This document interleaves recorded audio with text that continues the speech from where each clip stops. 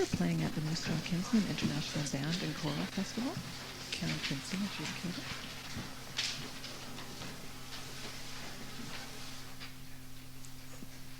All right, my name is Darren, and I would like to play a piece entitled Syrinx by one of the greatest impressionists of all time, Claude Debussy.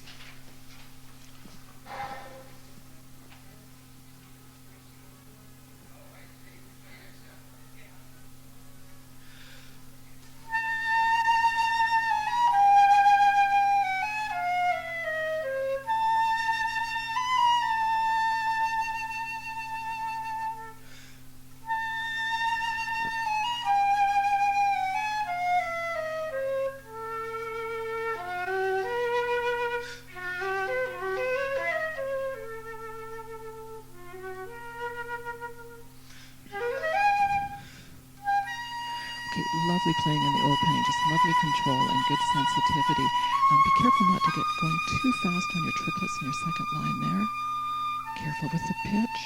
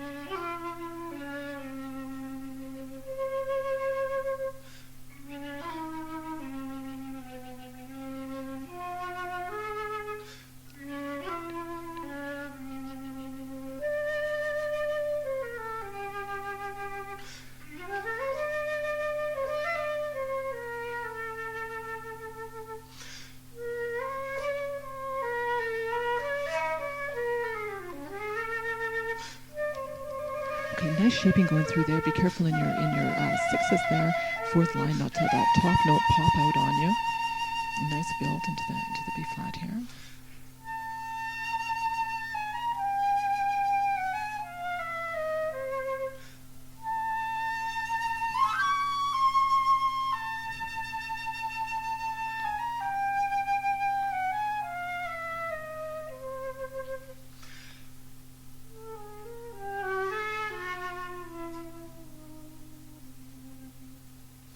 Lovely shaping here.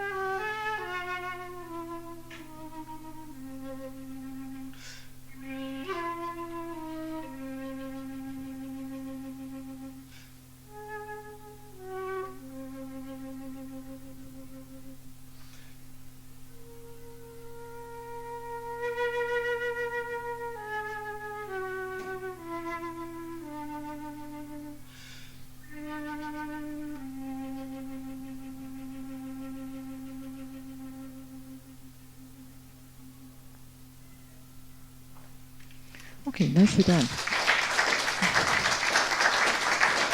Really, really lovely playing. And so I was wondering how you were kind of going to. I was wondering how you were going to get into Debussy mode with these strains of a march going there in the background, but didn't seem to distract you at all.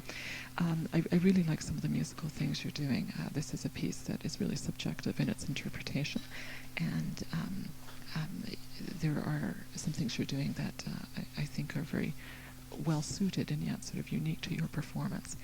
Be careful with your triplets second page, the ones that have grace notes coming into them.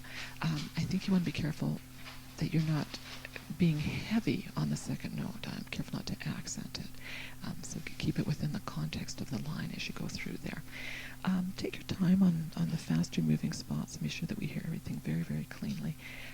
In the second part of the piece where he marks it più movement, but he says, but very little. So you can, I think, relax just a little bit in some of those faster moving places. But overall, beautiful playing. Really a pleasure to hear you. Good time. Thank you. Gee, his mark just goes up another notch there. He's wearing a saxophone tie. Is that allowed when you play flute? I'm also a sax player too. Oh, you are? Which was first? The flute. The flute. And when you play tenor? Barry. Barry. Oh, good for you. Good for you. So you do jazz playing on Barry sax, or and your classical is on flute?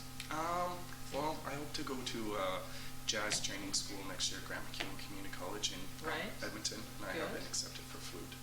Yes. So I just have to get high school diploma all together, though. Are you in grade 12? Yeah. Grade 12 this year. Mhm. Yeah. Well, you play beautifully. Thank you.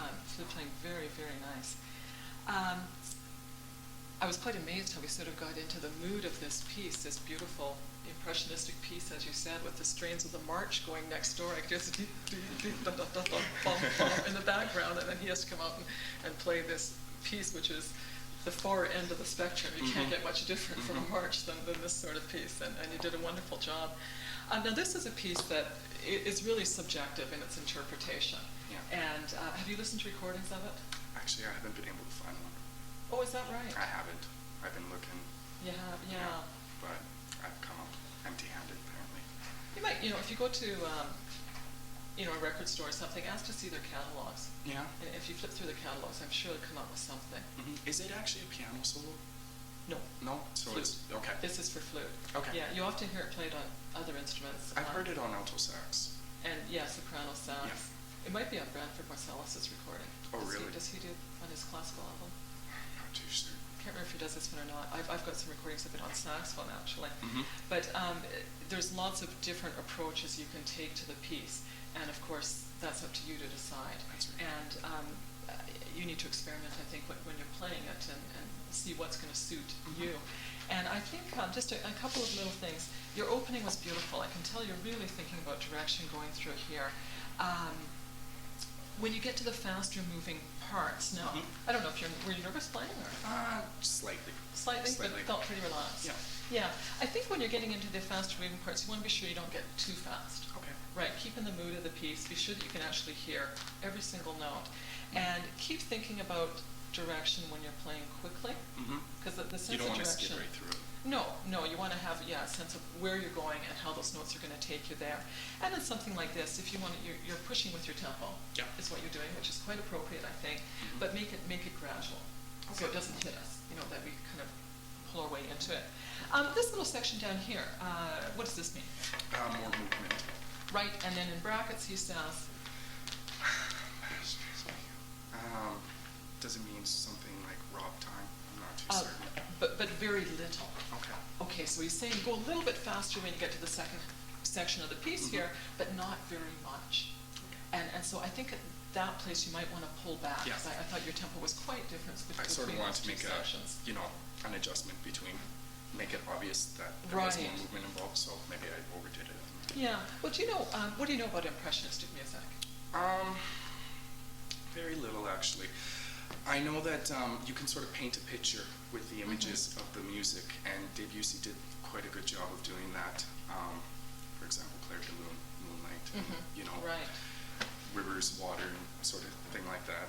So Right. with impressionistic music, it's, I would have to say, you can paint a picture. Yeah, That's no, about that's it. very good. Yeah. Imagery, everything is very, very important to the piece. And I think one of the ways, or one of the other sort of traits that's associated with the style is a sense of subtlety. Can you explain that? There aren't marked changes, Okay. right? Everything moves often very, very smoothly, Right. sort of dreamy Mhm. sort of feel to the piece of music. And so you don't really need to have marked contrast, I think, within the section. I think you can pull this back, just have that little bit of pushing forward that he alludes to, and it'll be even more effective. But again, this is something that's entirely subjective, and it's up to you to experiment and Right. see what suits you. In this little section of the piece, are you intentionally accenting on here? I'm accenting the first notes, and then I'm decrescendoing, and I'm always bringing those E's pretty out, actually. Yeah. That's one thing that I've been, Okay. I like that idea. I think that's exactly what I would do there, is lots Okay. of emphasis on the On the first, downbeat. yeah. What tends to happen, though, is because of that grace note, is the second note is coming out louder. Yeah. Okay. Yeah. So as long as you're aware of that, and keep working on it, because it's difficult I used to actually do. tongue that second note, and that wasn't the thing to do. Right, yeah, because that would emphasize it Right. even more. Yeah, so you're on the right track there. And same thing here, you've got these little licks. You don't want that top note to pop out too heavy. I thought actually having the top note pop out, because it's a different it's different. Like it's the same sort of a melody line, but it switches the notes. Like you do want Right. to sort of exaggerate the. Yeah. Wouldn't that be sort of the idea, but not as much? In other Yeah, words? I think you're absolutely right. You do want to hear the change from the E double flat to the, Mhm. what is it? Just like moving same up with to like the F flat, grace notes here, going how it through here. switches that. But you know, the other thing you have to keep in mind is the natural tendency of the instrument is for the higher the pitch, the louder the note naturally sounds, so you don't have to work very hard. Right. Right, because it'll almost take care of itself there. Mhm. But, well, let me just say, I really enjoyed your playing and wish you all the best in the future. Thank So you very much. congratulations. It was a pleasure to work with you.